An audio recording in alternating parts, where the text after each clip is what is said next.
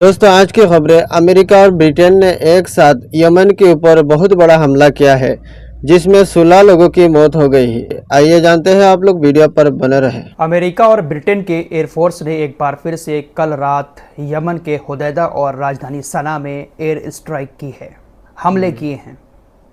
America और Britain ने एक बार फिर इजराइल की खातिर यमन के हुदैदा और सना में ऐसे हमले किए जिसमें तकरीबन 16 लोगों की जान चली गई, 30 लोग बुरी तरह से घायल हो गए।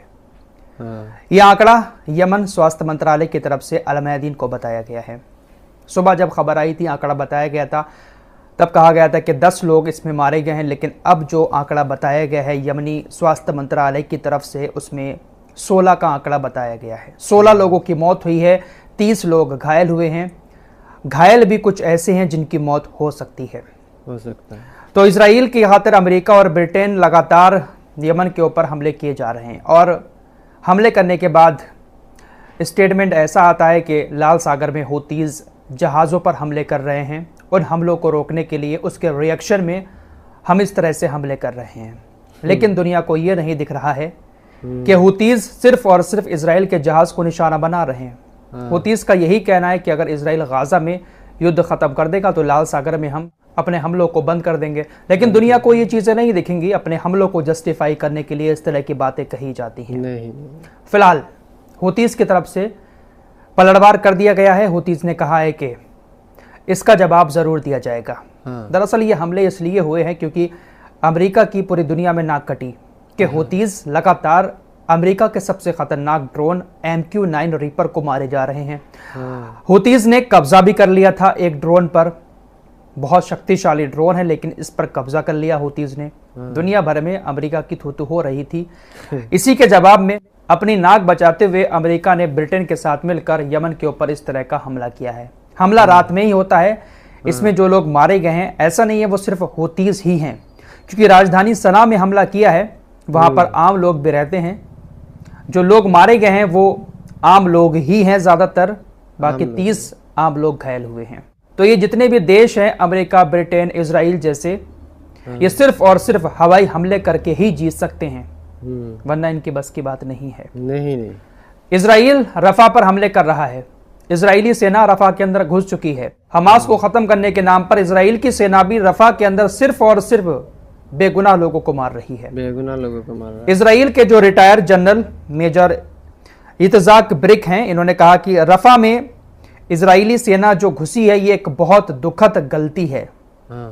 इजरायली सेना का रफा में इस तरह से घुसकर हमले करना इस बात का संकेत है कि इजरायली सेना हमास को नहीं हरा पाएगी। इजरायली सेना रफा के अंदर घुसकर जो ऑपरेशन चला रही है, ये एक बहुत बड़ा संकेत है कि इजरायली सेना हमास को कभी नहीं हरा पाएगी। ये कौन कह रहा है? ये एक रिटायर्ड जनरल कह रहा है, जो पहले इजराइल डिफेंस फोर्सेस में मेजर रह चुका है। बिल्कुल बात सही है, ये इजराइल की सेना हमास को कभी नहीं हरा सकती। 7 अक्टूबर से जब से जंग शुरू हुई है, अगर देखा जाए तो हमास के लोग कम होने के बजाय और ज्यादा बढ़ गए हैं, क्योंकि जिन लोगों के परिवारों को पूरी तरह से तहस नहस कर दिया, जिन लड़कों के सामने, जवान लड़कों के सामने उनकी माँ बाप को, उनकी बहनों को मार दिया गया हो, वो लोग हमास में जाकर शामिल हो रहे हैं। यह बात बहुत दिन पहले एलन मस्क ने भी कही थी, जिसको काफी ट्रोल कर दिया गया था। एलन मस्क ने कहा था कि आप गाजा में जितने हमले करेंगे, जितने गाजा के लोगों को मारेंगे, हमास उतना ही ज्यादा बढ़ता जाएगा। और यह बात बिल्कुल सही है। गाजा के जवान लड़कों के सामने उनके परिवार को खत्म कर दिया गया, उनके पास कुछ ऑप्शन नहीं बचा। उसके बाद वो लोग हमास में जाकर शामिल हो रहे हैं। इसीलिए हमास अभी तक गाजा के अंदर जिंदा है। कम होने की बजाय हमास के लोग बढ़ते जा रहे हैं। हमास ने कल इजरायली सेना के साथ जो ऑपरेशन चलाए हैं उसकी घोषणा करते हुए कहा कि हमने आज कुल 5 इजरायली मरकबा टैंक और एक सैनिक वाहक को निशाना बनाया। अल यासीन गोले से रफा में 4 टैंकों को निशाना बनाया। उत्तरी गाजा पट्टी में शवाज विस्फोटक उपकरण से 1 टैंक को निशाना बनाया। जब टैंकों को निशाना बनाया जाता है, टैंकों पर हमले किए जाते हैं, तो उसमें जो सैनिक बैठे होते हैं उनकी भी मौत होती है या वो बुरी तरह से घायल हो जाते हैं। एक हेलीकॉप्टर जो ऊपर उड़ रहा था उसको भी निशाना बनाया है, बाकायदा वीडियो जारी किया है हमास के लोगों ने। खबर आ रही है कि इजरायली कब्जे वाली सेना कई हफ्तों के जमीनी ऑपरेशन के बाद उत्तरी गाजा पट्टी में तालल जातर बेत हनौन और बेत लाहिया के कस्बों और इलाकों से हट गई है। इजरायली सेना ऑपरेशन तो बहुत लंबे लंबे चला रही है, काफी टाइम तक रहती है गाजा के अंदर, लेकिन वहां से पूरी तरह से हमास का सफाया नहीं कर पा रही है। गाजा के अंदर इजरायली सेना अभी जीत हासिल नहीं कर पाई है कि उधर इजराइल के सेना के अधिकारियों ने अपनी सेना को लेबनान के ऊपर ऑपरेशन को तेज करने का आदेश दे दिया है। लेबनान के ऊपर ऑपरेशन तेज कैसे होगा? सिर्फ और सिर्फ ये लोग हवाई हमले करेंगे लेबनान के अंदर घुसकर। इसके अलावा हिजबुल्लाह से लड़ने की इनकी औकात नहीं है। इजराइल के सैनिक कितने ज्यादा चालाक हैं इसका अंदाजा आप इसी से लगा सकते हैं कि ये लोग अपने ही साथियों को मार देते हैं, कभी कभी ये लोग अपने ही ड्रोन को मार गिराते हैं। लेबनान के बॉर्डर पर इन्होंने हर्मीस 900 ड्रोन को मार गिराया, जो इजराइल का ही ड्रोन था। इजराइल के सैनिकों ने उस पर हमला किया, वो नीचे आकर गिरा। इजराइल के सैनिकों ने कहा कि हमने हमला इसलिए किया क्योंकि हमें ऐसा लगा कि यह ड्रोन हिजबुल्लाह का है, लेकिन हर्मीस 900 ड्रोन इजराइल का था। उधर खबर स्लोवेनिया से आ रही है। दोस्तों, यूरोपीय यूनियन के देश अब लगातार फिलिस्तीन को सपोर्ट देते जा रहे हैं। स्लोवेनिया ने भी अब ऐलान कर दिया है कि वो भी फिलिस्तीन को एक आजाद राज्य के रूप में मान्यता देने के लिए तैयार है। स्लोवेनिया भी यूरोपीय यूनियन का देश है। स्लोवेनिया 10वां ऐसा यूरोपीय यूनियन का देश बन गया जिसने फिलिस्तीन को मान्यता दी हो। स्लोवेनिया के इस फैसले पर इजराइल पूरी तरह से तिलमिला गया है। इजराइल के विदेश मंत्री ने धमकी देते हुए कहा है कि आप अच्छे खासे रिश्ते हमारे साथ खराब कर रहे हैं, आपको एक बार सोचना चाहिए कि आप कर क्या रहे हैं। और भी बहुत सारी बातें कही हैं जो आपकी स्क्रीन पर लगा रहा हूं।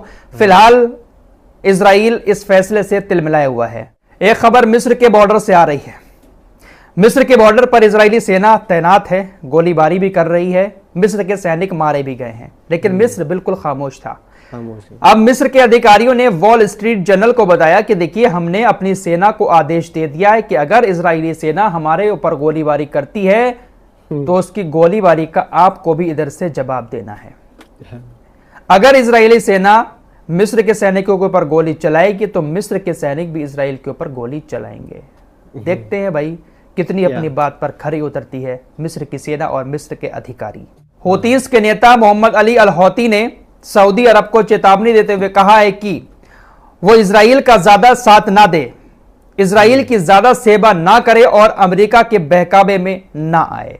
सोशल मीडिया पर काफी सारे मिडिल ईस्ट के लोग इस तरह की चर्चाएं कर रहे हैं कि अगर यमन एक बार फिर से सऊदी अरब के तेल के कुओं को निशाना बनाना शुरू कर देना तो गाजा का युद्ध अभी के अभी रुक जाएगा। देखिए, सऊदी अरब का भी एक बहुत बड़ा रोल है इस जंग में। सऊदी अरब बहुत बड़ी पावर रखता है क्योंकि ज्यादातर तेल सऊदी अरब के पास है। सऊदी अरब चाहे तो जंग रुकवा सकता है, लेकिन ये लोग अमेरिका इन सबको गुलाम बनाने की बजाय खुद गुलाम बने हुए हैं, खुद कुछ नहीं कर रहे हैं, बल्कि उनके कहने पर, उनके इशारों पर चल रहे हैं। अमेरिका के पूर्व राष्ट्रपति डोनाल्ड ट्रंप को जेल हो सकती है। 34 आरोप थे इनके ऊपर। अदालत ने 34 आरोपों में इनको दोषी मान लिया है। 11 जून को सजा सुनाई जाएगी। डोनाल्ड ट्रंप को जेल हो सकती है क्योंकि दोषी करार दिया गया है अदालत की तरफ से। पूरी न्यूयॉर्क सिटी में अलर्ट जारी कर दिया गया है क्योंकि वहां पर गोलीबारी की आशंका है। अमेरिका के अंदर बंदूकें तो हर घर में हैं, बच्चे बच्चे के पास हैं, तो कुछ ना कुछ बड़ा ना हो जाए गोलीकांड, इसलिए अलर्ट जारी कर दिया गया है। फिलहाल देखते हैं कि 11 जून को किस तरह की सजा होती है। क्या डोनाल्ड ट्रंप जेल जाएगा? इस रिपोर्ट में इतना ही। मिलते हैं कुछ और नई खबरों के साथ, तब तक के लिए अपना ख्याल रखिएगा। अल्लाह हाफ़िज़। दोस्तों, हमारे वीडियो पसंद आए तो फॉलो सब्सक्राइब कीजिए और साथ ही साथ शेयर भी कीजिए। मिलते हैं अगली वीडियो में, तब तक के लिए अपना ख्याल रखें। धन्यवाद।